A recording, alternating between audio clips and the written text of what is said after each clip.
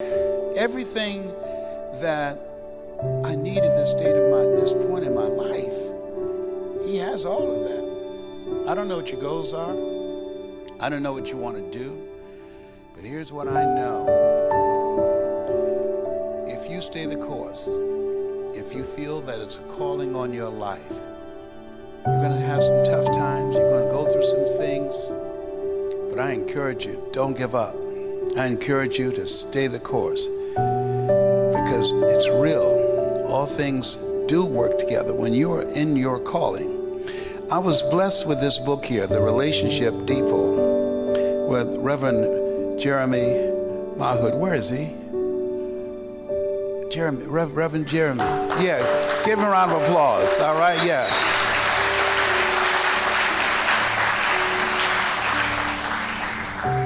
I don't know what made him bring this book, but I sure need it now. Oh my God, I need this real bad.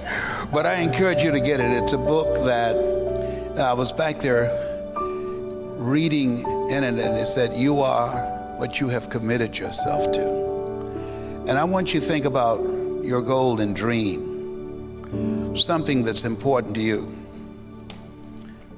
something that gives your life a sense of value and importance and significance. My first major goal was to buy my mother a home, to take care of her. And most of you know my story. I was a foster kid, then Mama adopted us. I stand on this stage because of two women. One gave me life, and the other one gave me love. God took me out of my biological mother's womb and placed me in the heart of my adopted mother. And as a kid, going to work with my mother who cleaned homes on Miami Beach for wealthy families, and you might have gathered I'm a mama's boy.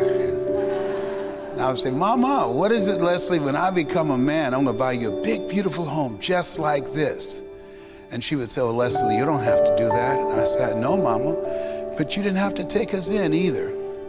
Mama, she only had a third-grade education, but she had a PhD in motherhood. She had drive and determination, and I admired her. I gave, when Father's Day came around, I gave her a Father's Day card because she was Mama and Daddy all wrapped in one.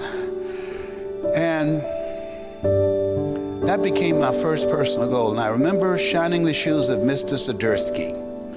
Mr. Sidursky was a very wealthy man. He said to his son, David, want to become successful? He said, watch wealthy people and do what they do. And watch poor people and don't do what they do. And so I watched him and studied him.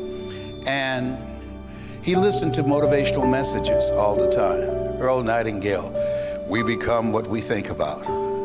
I didn't exactly believe that at first because I thought about girls all the time. Oh, behave. Yeah.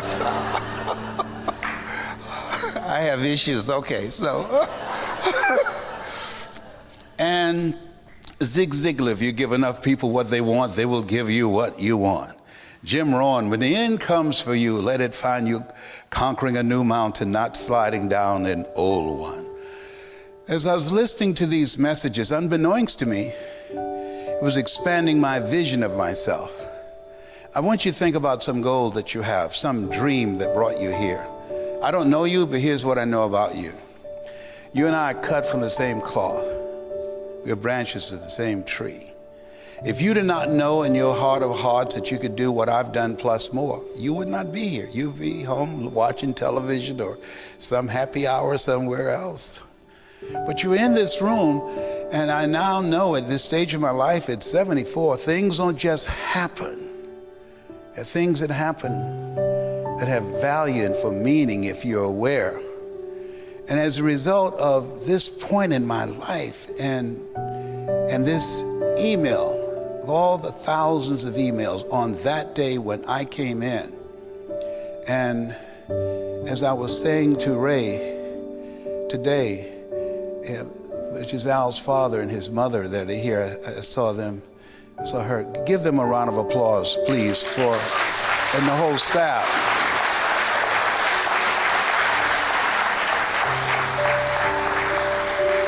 That night, I was thinking about my life and reflecting. I'd spent some time at the Cleveland Clinic. I'm a 27-year cancer conqueror because of God's grace and mercy. And that night, yes, I kept hearing them say that the medication they'd given me every 3 months, that it wasn't working anymore, and they were going to provide palliative care. And they were giving me something that they knew it would perhaps give me maybe 2 years. I said, what does palliative care mean? And so my friend who was a nurse, she said, that means they're going to make you comfortable. I said, make me comfortable? I'm going to fight for my life. I don't want to be comfortable. I need somebody on my team that will be ready to fight. I want to put up a fight. I'm not just going to leave here quietly. No, how many of you understand what I'm talking about? No. As you think about your goals and dreams, here's what I care about you. Hey, life is a fight for territory. If it's peace of mind, if it's your health, if it's your relationships, it's a fight for territory. And once you start fighting for what you want, what you don't want will automatically take over. And so I want you to think about some personal goal. Mine was to buy my mother a home. I did that and took care of Mama until she made her transition at 89. What's some personal goal that you'd like to achieve? Mine have changed. Now, my kids, I'm a grandfather and I'm a great-grandfather.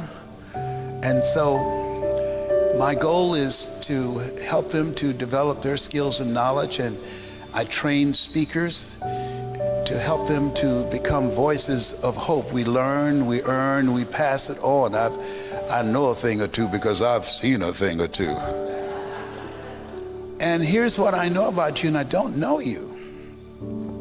That whatever brought you here, don't stop. You want to have as many experiences as you possibly can, because you want experiences that will reinforce your sense of self.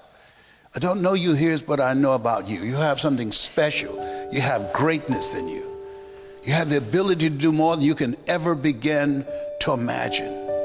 And I want you to be with that and marinate yourself in that, because we live in a world where we're told more about our limitations rather than our potential.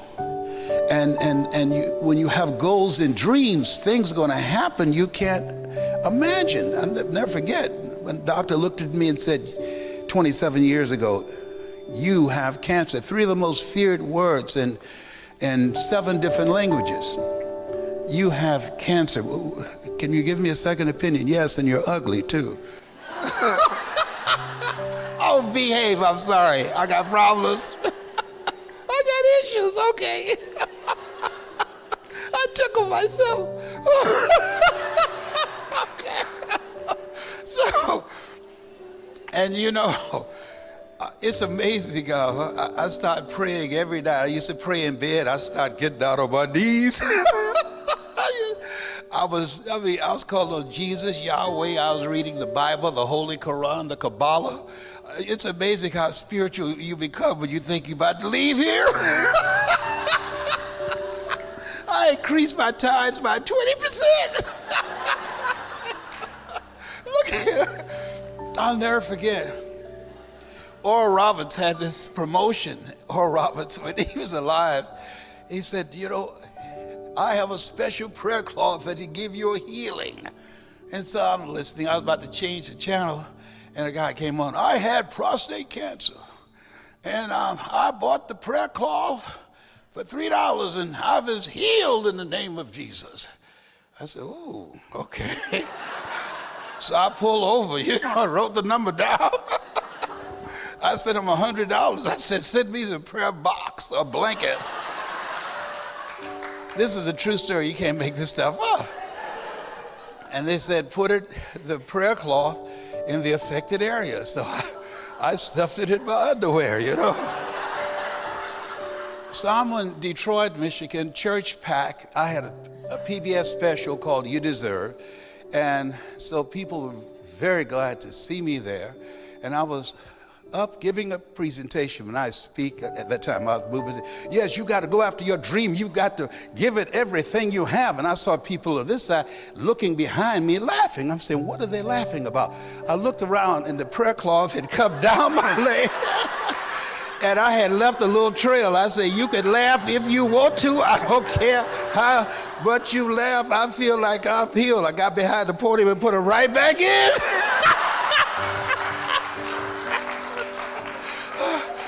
That was 27 years ago. I got some on now, right now.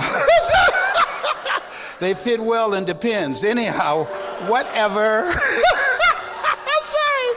I'm turning red, but you can't see it. Okay, all right. I promise to be good. I promise to be good. Okay. So things gonna happen to you in life. I'm telling you, if it hasn't, don't worry, just keep on living. Forrest Gump knew what he was talking about. Life is like a box of chocolates. You never know what you're gonna get. So mental resiliency is very important because you're gonna take some hits. And so working on yourself, particularly now, there's no such thing as job security. This is a time where the late Peter Drucker called the era of the 3 C's: accelerated change, overwhelming complexity, and tremendous competition. So one of the things that I encourage people to do is have an ongoing process to work on yourself, because you're going to take some hits. And it's a part of this thing called life. In life, you're either in a problem or just left one or headed toward one. How many know that to be true? Raise your hands, please. And you will meet Murphy's Law. And if you don't know who he is, just don't worry, he's out in the parking lot waiting for you.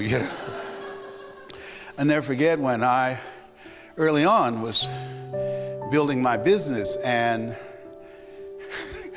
I had this phone call. I'd been calling around to build my business, and I was sleeping on the floor of the Penobscot building in my office, bathing in this thing down the hall. In the good times, you put it in your pocket. The tough times, you put it in your heart. And I'd been calling a variety of companies, and I decided to call them back again. And this lady said, "You're not Les Brown, the motivational speaker." I said, "Yes." "No." I said, "I am." She said, "I played one of your cassette tapes for my son. And he came home, he pulled up his pants and stopped smoking weed. He had dropped out of school. He's back in school now. He's on the honor roll." She said, "I would love for you to come to our company." I said, "Is that right?" She said, "Yes. And bring a lot of your cassette tapes, because our people love good material, and I will recommend you personally.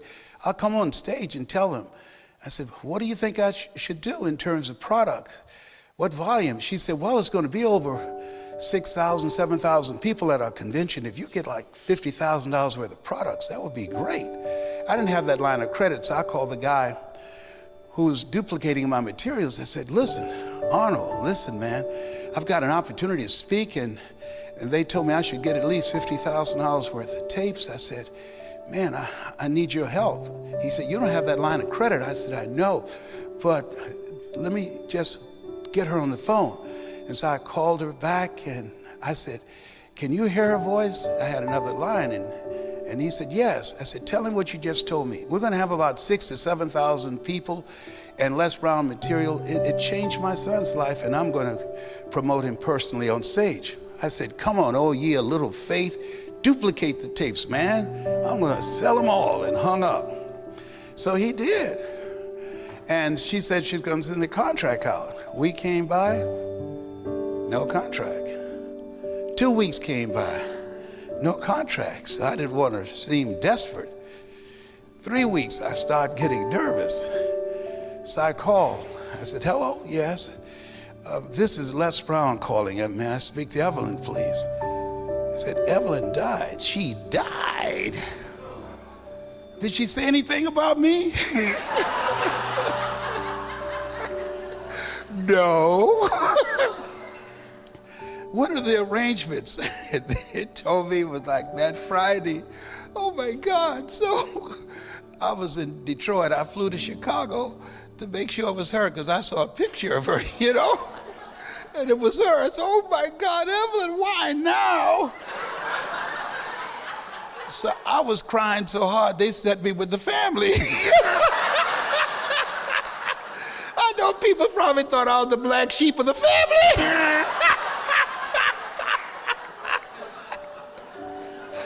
So, when I got back home, they delivered all those cassette tapes at the hotel. I mean, at the Penobscot building. I was trying to sell them in the airport. I was looking like a Mooney. Would you like to buy some cassette tapes? I'll never forget when I went back to my hotel room and my materials looking at me saying, you got some motivation now, motivator? You got to be hungry, huh? Oh, my God. That was an experience. I was saying, you know, God, why would you let this happen to me? He said, yeah, why not you? Who would you suggest? Boy, it's called life, this thing called life. As you think about your goal and dream, let us say together, it's possible. Say it with conviction, it's possible. Let us say together, it's necessary. Yeah, you're going to go through some stuff, but you've got to decide that it's necessary, that you're going to live your dream in spite of the setbacks, in spite of the disappointments, in spite of people letting you down, in spite of things happening that you can't anticipate, in spite of running out of money, and in spite of people making promises, you can count on me, and they won't be there. It's a part of the process. Think it not strange that you face the fiery furnaces of this world. You will, not you might. You will have tribulations. It's a part of the process. Let us say together, I will grow through it and become better because of it. Yes, it's been said in life you will always be faced with a series of God-ordained opportunities, brilliantly disguised as problems and challenges. So it's necessary that you have a perpetual sense of optimism that no matter how bad it is or how bad it gets, I'm going to make it. Even when you have no evidence to support that. That's why we're taught, judge not according to appearances. Because things can happen that you can't even begin to imagine when you're committed and you give your all. I believe this. All things work together for good for those who love God and call according to his purpose. That there's a calling on your life. There's something that you're supposed to do. And sometimes we have to experiment to find it. I didn't do what I'm doing for 14 years because I don't have a college education. Because I was labeled educable mentally retarded and put back from the 5th grade to the 4th grade and failed again in the 8th grade. Because I didn't believe I could compete with people with PhDs and MBAs and years of experience in corporations that I didn't have. I remember seeing Tony Robbins in an infomercial, and I sent Gunther Rinker and those guys one of my best speeches, and they said, man, you're good and you're black. And I wrote him back and said, I never would have known that if you had told me.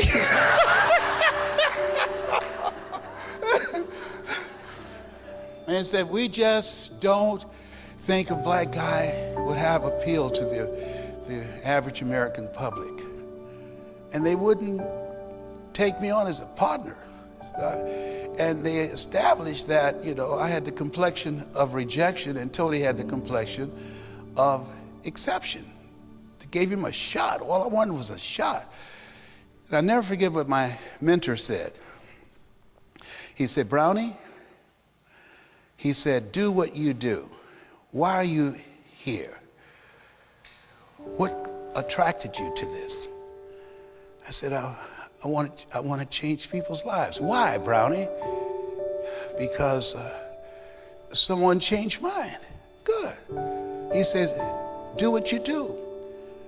Stay in your lane and do what you do. Master that.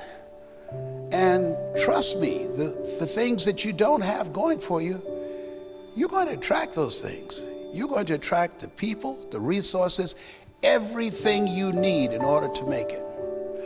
And there's some things that you hear that don't have value at that point in time, that as you continue to keep your commitment to your commitment, it begins to show up in your life. Have you seen that happen, please? I've never had up to this point, as long as I've been in this business, anyone that has the skill set that Al has. I've been doing this before he was born. Next year will be 50 years. And when I read now, your latter years will be better than your former years because of this collaborative, achievement-driven, supportive relationships, because I kept a commitment through all the disappointments, through all the setbacks. I just kept holding on and kept falling forward. The things begin to happen. I can share this with you. It's going to happen for you. You're going to go through some stuff that you can't see the light at the end of the tunnel. You're going to go through some stuff that you sometimes will feel powerless in the face of it, that you feel helpless, and it just doesn't look that there's any way that you can pull it off. But I can share with you, based upon what has happened to me, that don't give up. Hold on to your dream. Hold on. I remember when I was sleeping on the floor of the Penobscot building, and Larry DeAngie, he wrote a book called Soar with the Eagles, and my cousin Boo, who since made his transition, when the janitorial staff came in our office, I was on the 21st floor. 7 is my lucky number. I'm one of 7 children. My birthday is February 17th. And so we would hide in the closet from the janitorial staff. A new guy came on, and he heard a sound in the closet. Larry broke in. I said, "God, Larry!" Guy opens the closet door. There we are in our underwear. I looked up. I said, "It's not what you think, big boy." This guy backed up. He cracked up. He said, "I'm not going to tell on you, I promise." He said, "I wonder what you're going to say." I said, "I know, I'm sorry, man. But you know you're not supposed to be up here." I said, "I know." I said, "No," I said, "I'm going through a tough time now." I said, "I know this is not an apartment, but just give me a shot. Don't tell on me this time." He said, "I won't." And he did not. And finally, management did call me in and said they didn't want me living in my office. And I said, "If you will help me, sir." I said, "You don't know me." I said, "I'm right there. I'm right there." I said, "You know," I said, "I promised my mother I would take care of her. She adopted us. And I just need a little help right now." Repeat after me, please. Ask for help. Not because you're weak, but because you want to remain strong. Ask for help. And don't stop until you get it. And this guy, he said, "Okay." He said, "All right, I will." I said, "If you give me 60 days, I said, I'll make enough money that I'll pay the rent here and I can get some other offices." And he did. And I was asked to speak at a place called the Church of Today, bless you, with Jack Boland. I got presence of mind, don't I? Don't let this 74 fool you, baby.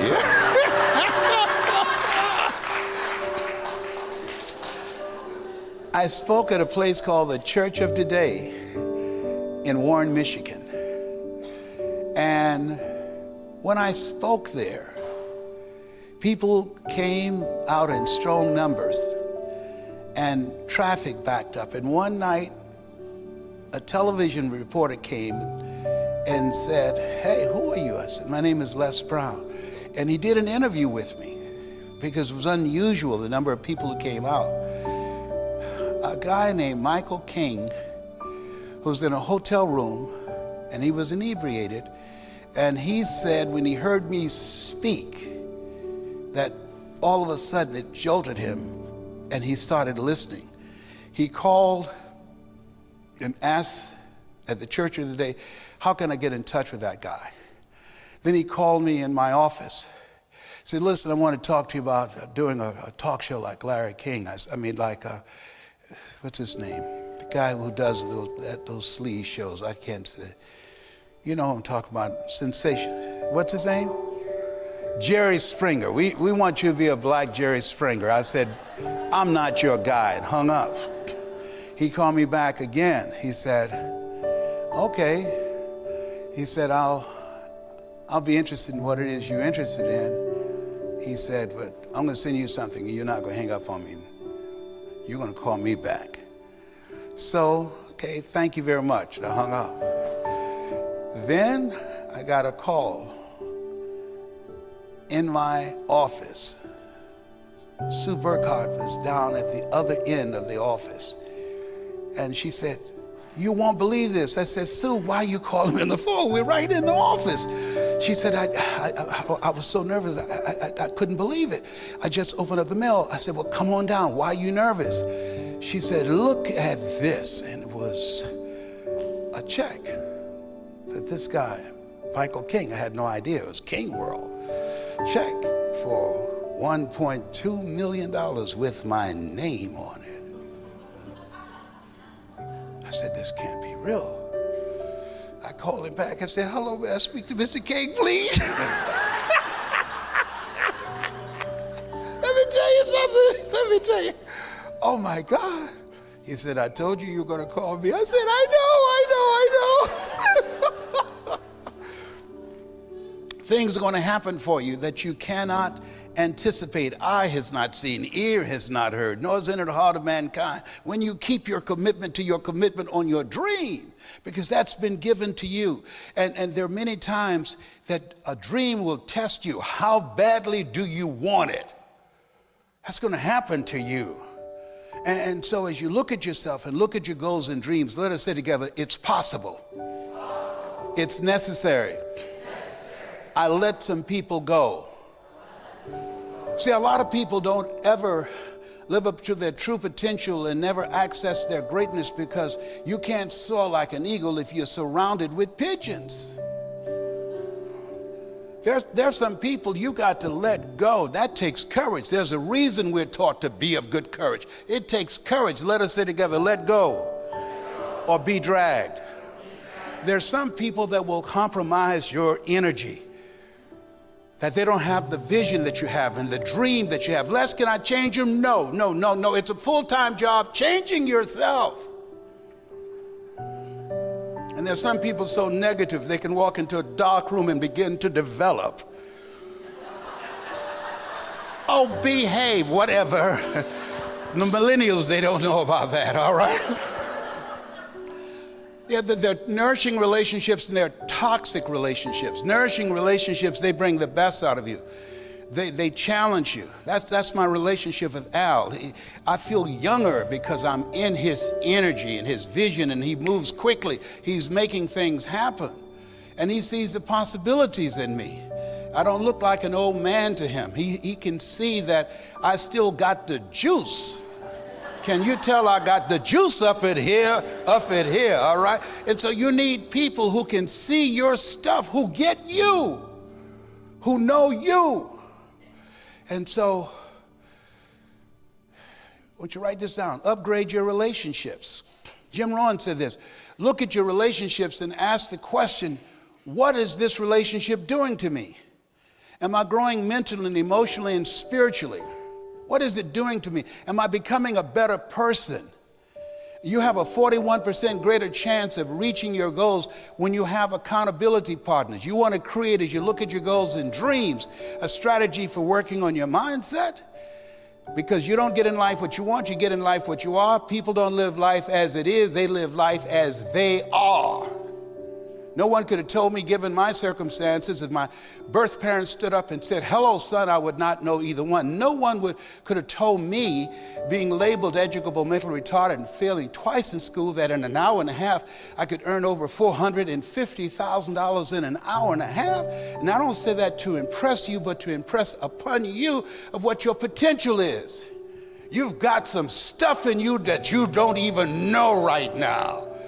And the reason you showed up here, it's only for me to confirm and to validate that which is already in you. If you didn't know in your heart of hearts what I'm saying is true, you wouldn't be here.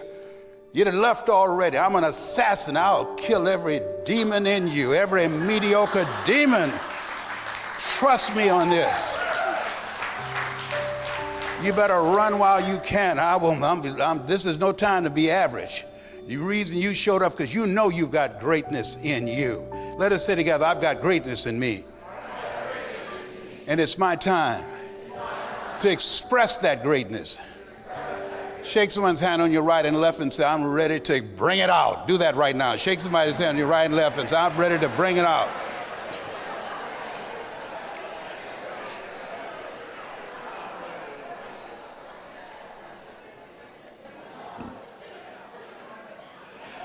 Here's your homework. Get a 3x5 card and write on one side, I give thanks. Like on my card, I give thanks. I'm healed of cancer. I give thanks. I read that a minimum of 3 times a day. On the flip side, I read Matthew 7:7. Ask and it shall be given. Seek and ye shall find. Knock and it shall be open. For everyone that asketh, receive it. He that seeketh, find it. To him that knocketh, it shall be open. I read that a minimum of 3 times a day. Why? It's been 27 years, hasn't happened yet. When will a baby walk? It will walk when it walks. And some walk sooner than others. When will it talk? It will talk when it talks. When will you be healed? You will be healed when you are healed. So don't give up. It's what Og Mandino said. He said, persist until you succeed. And I'm learning some things. There's some things that I used to be concerned about, I'm not concerned about anymore. When someone looks at you and says you have cancer, there are things that you used to worry about. You don't worry about them anymore. I screen various phone calls. I don't take everybody's call. Why? I don't have the mental bandwidth for it. I have a criteria before I take a phone call. This is worth writing down. Number 1, is it positive? If it's not positive, I'm not taking it. 2, is it productive? Is this the best use of my time? 3, is it purposeful? Is it in alignment with the direction in which I'm going in? And 4, is there some benefit for both of us in it? I don't have time to waste. Am I making sense to you on this? Yes. And so one of the things I encourage you, the guy asked me, if you had to talk to the 30-year-old Les Brown, what would you say to him? I would say to him, take a chance on yourself. For 14 years, I didn't take a chance on me.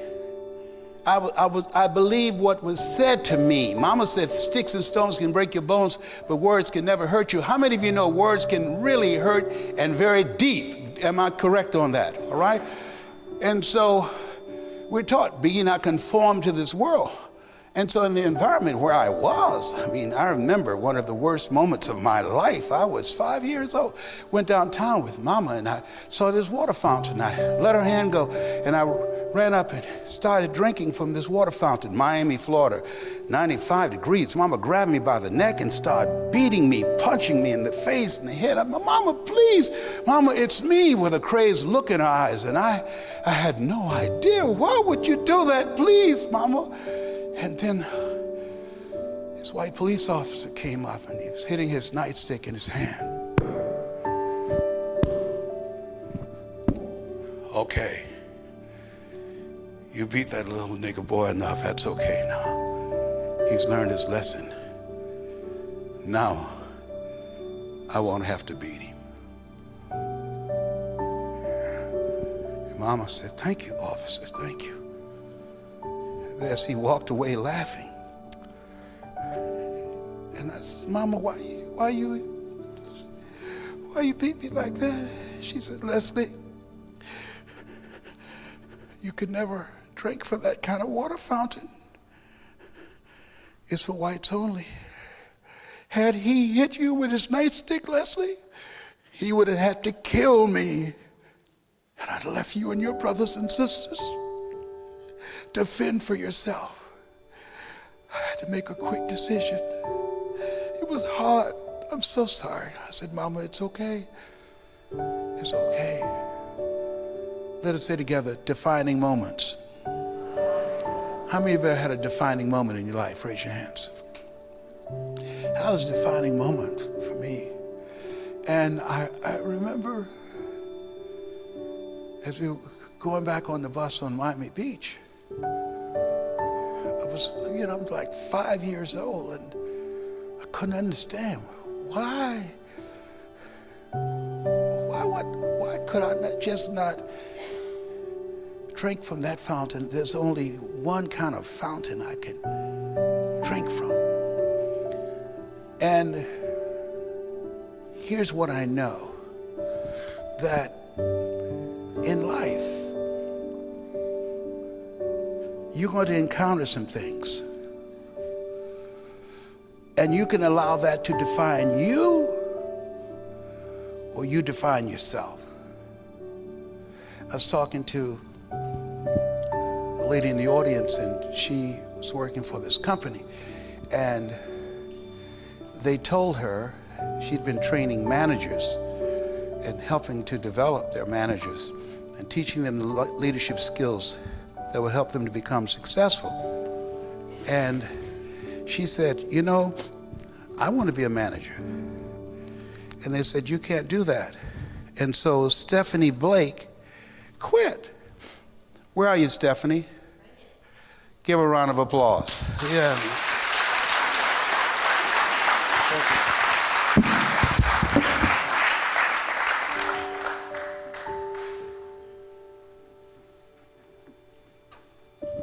So Stephanie quit.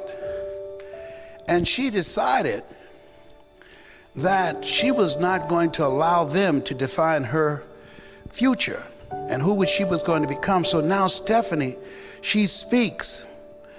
And on her card, she said, we help you live the life you've worked for. That she'd worked for helping people to develop their leadership and managerial skills. And even though where she was, they said, you can't do that. We don't have women managers. She decided to create her own path. As you look at yourself and look at your goals, Helen Keller said that in life, that when one door closes, another door opens. But most of us spend so much time looking at and talking about the closed door, we don't see the open door. I like something that Marion White said. He said, in life, when you don't have enough courage or insight to know that you have outgrown a situation and it's time to move on, life will move on you. And so stuff's going to happen, but you have the power, just as Stephanie, to decide that's not going to define you. You have the power. You can become bitter, you can become better. And so I realized that in order for me to make it, I had to become better. And I started programming myself, listening to motivational messages, reading 30 to 40 pages of something positive every day for my mindset. And I encourage you to do that. Why? Because you're going to take some hits. Things are going to happen. People are being replaced on jobs at an accelerated rate with artificial intelligence and robots and in a global economy. And so this is a time that you have to reinvent yourself and look for ways in which you can better your best. Today, you either expand or you are expendable. Let us say together, I'm expanding my vision of myself. I still have the juice. I can do more. There is more in me. The best is yet to come. So let us say together, it's possible. I can live my dream. It's necessary. My dream is necessary. Of being debt-free, drama-free, stress-free, and happy. And it's me. See, George Washington Carver, I like this quote. He said, do what you can where you are with what you have and never be satisfied. George Bernard Shaw said, the people that make in this life look around for the circumstances that they want, and if they can't find them, they create them. And so this is a time that is the most incredible time in history, that we have everything we need to live our dreams, everything you need. You can learn whatever it is that you desire to do. And with collaborative, achievement-driven, supportive relationships, and the drive, the hunger that you're going to make it happen, and not giving up, because, and I can share with you based upon what I know, you will fail your way to success. You're going to fail your way to success. And 86% of people allow the fear of failure to outweigh their desire to succeed. You're going to fail your way to success. And when you're willing to come back again and again, it doesn't matter how many times you get knocked down. What matters is how many times you get back up. And say, that's all you got? And I can tell you that I remember going through a divorce from someone that I loved very much. And my best friend, Boo, died waiting on a liver transplant. And my mother died, and I was diagnosed with prostate cancer. It was a tough time, and I parked. I took some hits. I was knocked senseless. I've seen fights where a referee would step in and stop it because they can tell the guy didn't have enough to continue. He couldn't even raise his hands to defend himself. How many of you ever seen that before? And that's where I was. I took those hits. And I learned something through all of that. That the key when that happens is continue to affirm to yourself, no matter how bad it is or how bad it gets, I'm going to make it. I'm going to make it. I kept saying to myself, had nothing to point to, had no evidence that I could build a case for my ability to recover from what I was going through. My mother, I'd never seen anyone die before. My mother, when Mama took her last breath, I remember saying, Mama, I'm gonna make you proud. I'm gonna make you proud that you chose us. I'm gonna make you proud. And I remember before she had lost consciousness, she said, you're gonna be all right, Leslie. You're gonna be all right. And that stayed with me. And I ask now, this stage of my life, I want people to know, I believe that there's a calling on all of our lives, that we were created on purpose, with a purpose. Some people find out right away. Others experiment like I did. I used to be a disc jockey, a state legislator, a community activist, a photographer. I used to book concerts. I did a variety of things, just trying to find my place. How many of you know what I'm talking about? Just trying to find something that resonated with me. My granddaughter, she's working as a security officer at this place, and she said, Grandpa, I gotta leave here. I said, why? She said, this is not me.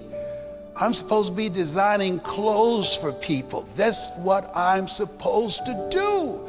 Walking around a parking lot or riding on this little cart to make sure somebody's not stealing a car. This is not me. It's about to drive me crazy. I said, baby, I said, a friend of mine named Darren, and he's written a book called The Misplaced Life. I said, you're living a misplaced life. And there is a place for you that resonates with you. You're just not there now, but you have to do what you need to do in order for you to get to that place. She said, okay, Grandpa. I said, in order to get that, baby, you got to be hungry. Why do you keep on saying that? People that are hungry are willing to do the things today others won't do in order to have the things tomorrow others won't have. People that are hungry go all out. People that are hungry don't need an alarm clock to get up in the morning. People that are hungry, they use their time wisely to learn all that they can. People that are hungry know that average is over. Whatever you do, you've got to master it. You've got to make yourself stand out. She said, I'm hungry, I'm hungry. I said, good. She said, can you send me somebody to be tired? I said, I knew that was coming. Let us say together, it's me. Let us say together, it's hard. How many of you know it's hard? How did you become such a powerful speaker yourself? Well, people say that I'm a powerful speaker. I think I'm a much more effective speech coach. But I study.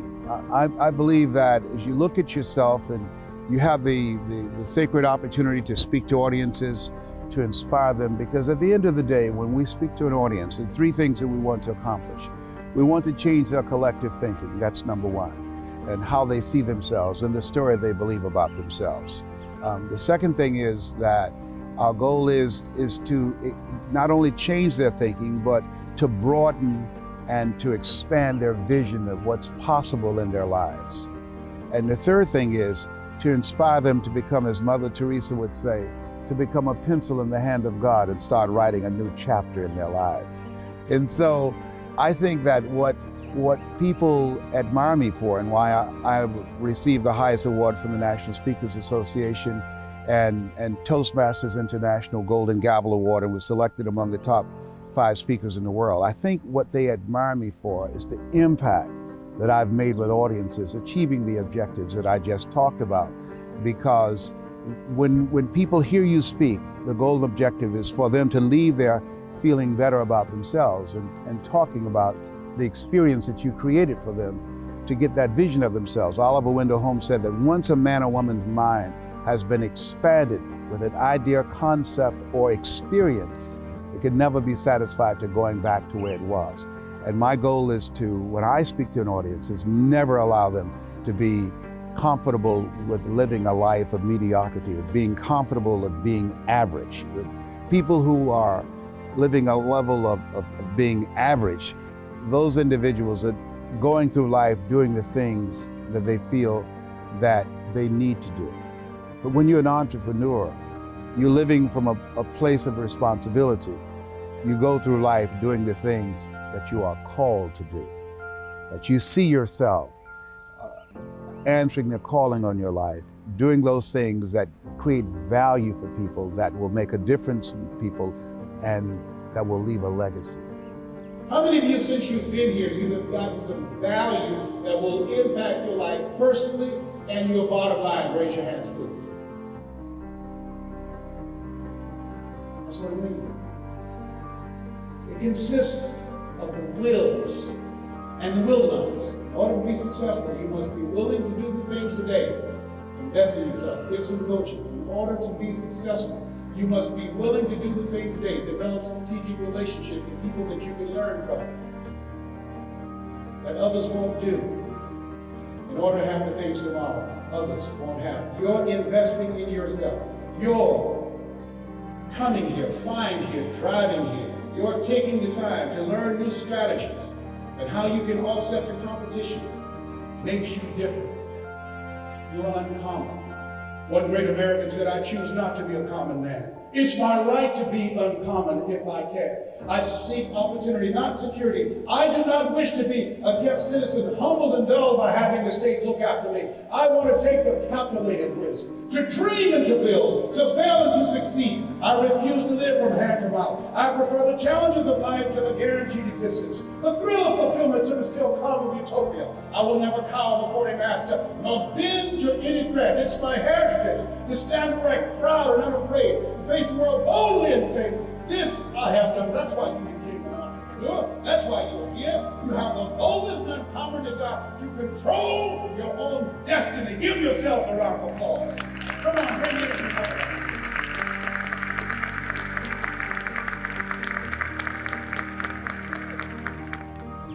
How do you get ready for an important speech? Well, one of the things that I teach in terms of preparation for speech is find as much about the audience as possible. Who are you going to speak to? Do what I call communications intelligence. You want to get all the information about that organization, the mindset of the audience, what are the goals and objectives they want to achieve. We have a needs assessment that we will provide for you. What is it that these entrepreneurs are looking for? What are their strengths? What are their weaknesses? What do they bring to the table of business? How do they see themselves locally and globally in the scheme of things? What is it at the end of that presentation that you want people to walk away from? And then what I do is craft a message. And in the embodiment of that message and that presentation and that workshop, the things that will allow them to achieve those objectives. If it's to improve their skill set, if it's to expand their attitude and their vision of themselves and what's possible for them, if it's to challenge them and to inspire them to take their lives to the next level, those will be the things that we will emphasize in that presentation, that as a result of them being exposed to that experience and the information and all of the things that I've learned over the years of doing this, that they leave there with something of value that they can sink their teeth into, that they can go and start applying it in their lives and in their businesses.